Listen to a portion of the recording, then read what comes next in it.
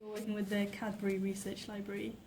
Yes, that's where my job is. I'm the librarian there, so I look after the print materials, but I do a lot of workshops with students and visitors which involve using all the material in the archive, and our repository contains quite a lot of material that is archival and also manuscript, original unpublished material, as well as printed books. That's great. We were wondering if you had some information about the hospital that operated at the university from 1914. We've been down and we've had a bit of a look, but we were wondering if you could get your perspective on it. Sure, yes. There is material there. The hospital was installed as part of a pre-arranged plan that had been in operation around the country to produce hospitals in the event of war for military purposes. And Birmingham was a very good model that was followed by others. They'd agreed in the City Council that the university would operate as the site for the Southern General Military Hospital headquarters, so we'd be in charge of the whole of the southern part of the country, as well as for the people who were brought to Birmingham, and the centre for that would be here on the campus.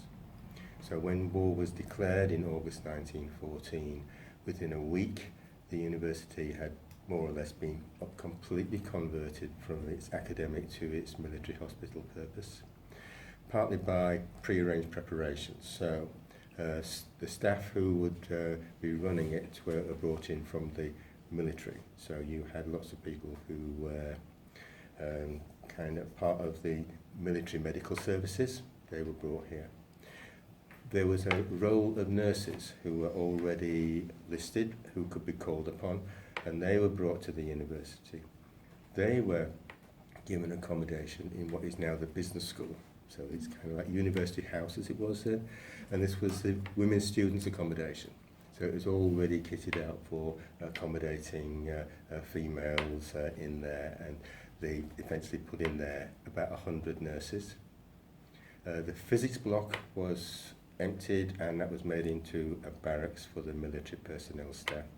And the hospital beds were installed throughout parts of the Aston Webb building. So you can see famous photographs of the Great Hall, where people now sit their exams and graduate, kitted out with rows and rows of military hospital beds where the patients were looked after. The rest of the Aston Webb building was converted as well for military hospital purposes, medical purposes. So professors' offices were made into surgical theatres, and seminar rooms were made into stores for medical supplies, things like that. Throughout the campus there was a lot of accommodation for orderlies as well. Many of the medical staff from the university's medical department were given appointments in the military so that they could be operating as army doctors. So the people who were in the army service for the medical service were already familiar with Birmingham.